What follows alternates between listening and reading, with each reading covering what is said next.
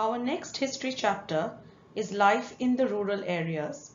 In this chapter, we are going to talk about the life in the Indian villages, both in the pre-colonial times as well as in the post-colonial times. That is before the British came to India and after the British came to India.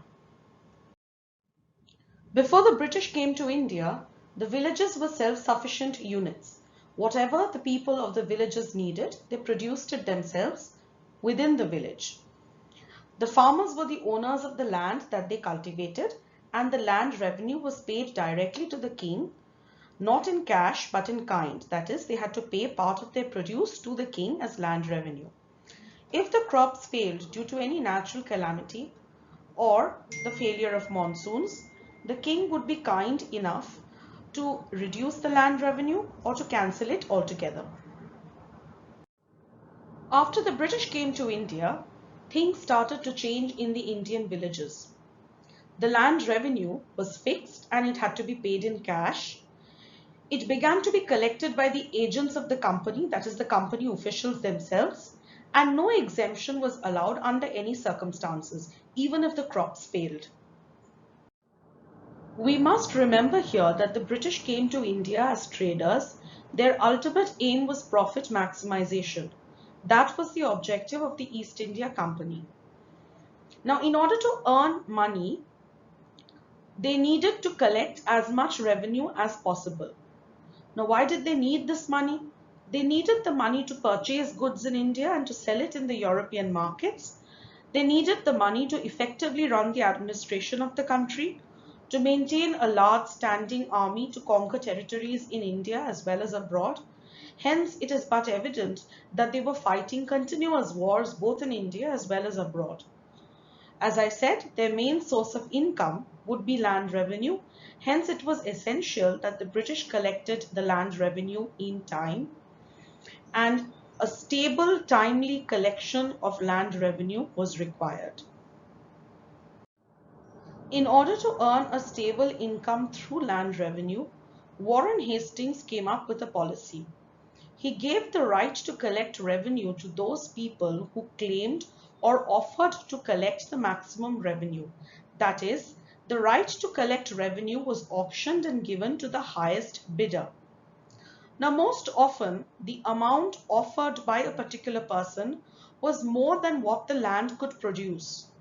Hence, the company could never get the full amount, and since the amount varied from one year to the other, the company's income was also not stable.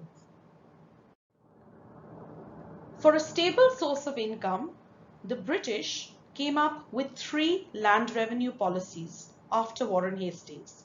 One was the Permanent Settlement Act, second was the Mahalwari system, and third was the Rayatwari system.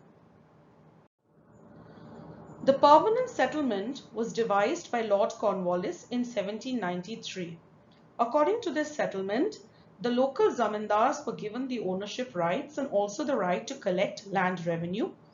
They would collect revenue, that is the fixed amount that was stipulated by the British at a particular time of the year, and they would give it to the British. They could also collect more than the fixed amount, that would be the surplus, and they could keep the surplus with themselves.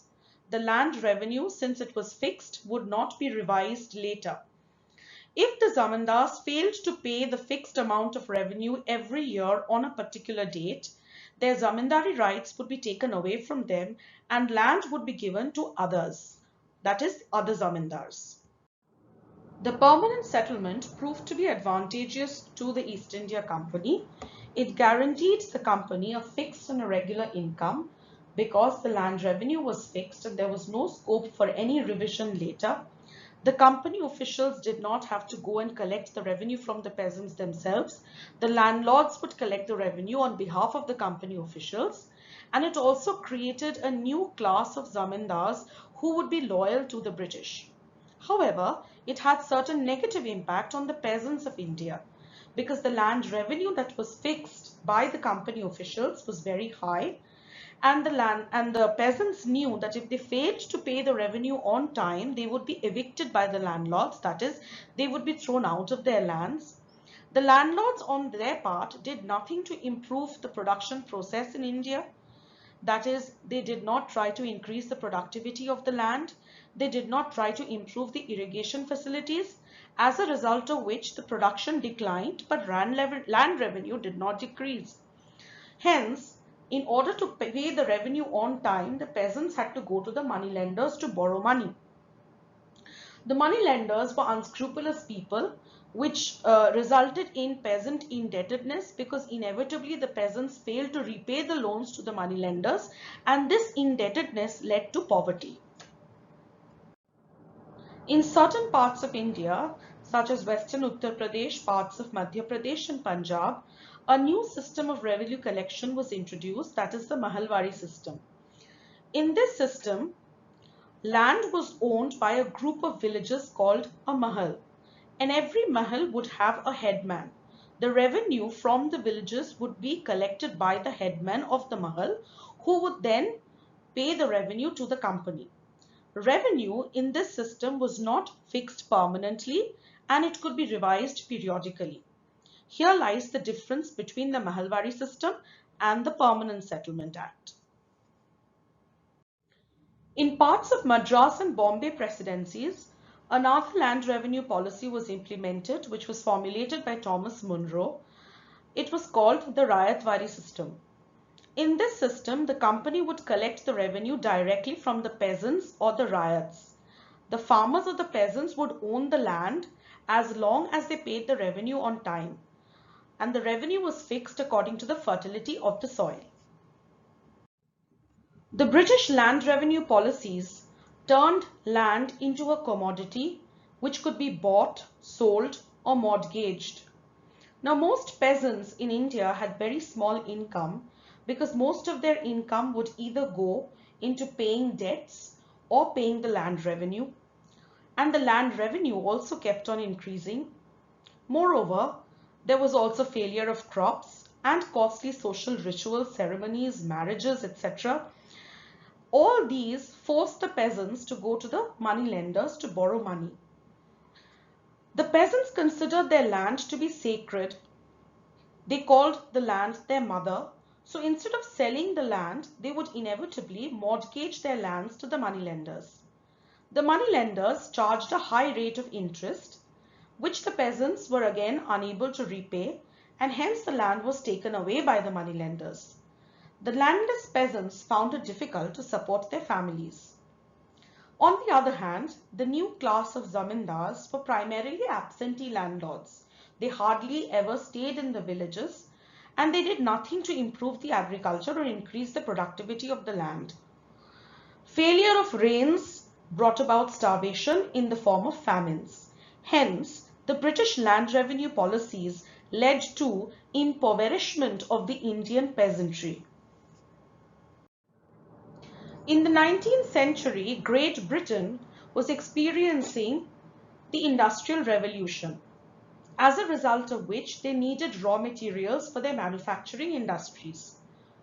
For these raw materials, they encouraged the Indian peasants to cultivate cash crops such as jute, cotton, sugarcane, indigo, oilseeds, etc. In most places, the company officials forced the Indians to sow only cash crops, as a result of which production of food crops declined, leading to starvation and shortage of food in the country. The cultivation of one of these cash crops would lead to a great rebellion in Bengal in 1859-60. This would be the Indigo Rebellion of Bengal. A blue-colored dye is extracted from the indigo plant, and this dye is used to dye cloth. This dye was in great demand for the textile industry in Great Britain during the Industrial Revolution. Britain's climate was not suitable for the cultivation of indigo. Hence, it imported or procured most of its indigo from West Indies or the Caribbean islands and North America. However, the collapse of the indigo plantations in North America and West Indies in the later half of the 18th century forced Great Britain to turn to other countries for supplies. Hence, the East India Company turned to India for the supply of indigo. India had been growing indigo since the medieval times, but in a very small scale. The British planters, however, forced the Indian cultivators to only grow indigo. The planters signed contracts with the Indian cultivators, asking them to grow only indigo in return for a price. Gradually, however, the price paid to the Indian cultivators declined, and on top of it, most of the Indian cultivators had to experience atrocities in the hands of the company officials if they declined to produce only indigo. These atrocities have been well documented in Dinobandhu Mitro's play Neel Darpon. Even if the cultivators wanted to grow any other crop, he couldn't do so because the cultivation of indigo would destroy the fertility of the soil. And these were the reasons for the Indigo Rebellion in Bengal in 1859-60. The Indigo Rebellion was a peasant protest, and it used the program of non-cooperation with the British planters as a strategy. Thousands of peasants refused to grow indigo on their lands. The cultivators attacked indigo factories. Sometimes the gomasthas or the agents of the planters were beaten up. The peasants also boycotted the servants working in the European plantations. In some places, the local zamindars also supported the Indian peasants. After the Indigo Rebellion, the British was forced to bring about certain changes in the indigo plantation. The Indigo Commission was set up to look into the entire process of producing indigo in India and suggest changes in it. In fact, after the Indigo Rebellion, Bengal stopped being the hub of indigo cultivation. The planters then shifted their base to Champaran in Bihar. And later, as we move on with our syllabus, we would see how Mahatma Gandhi came to the rescue of the indigo cultivators in Champaran. With this, we come to the end of the chapter. Thank you for listening.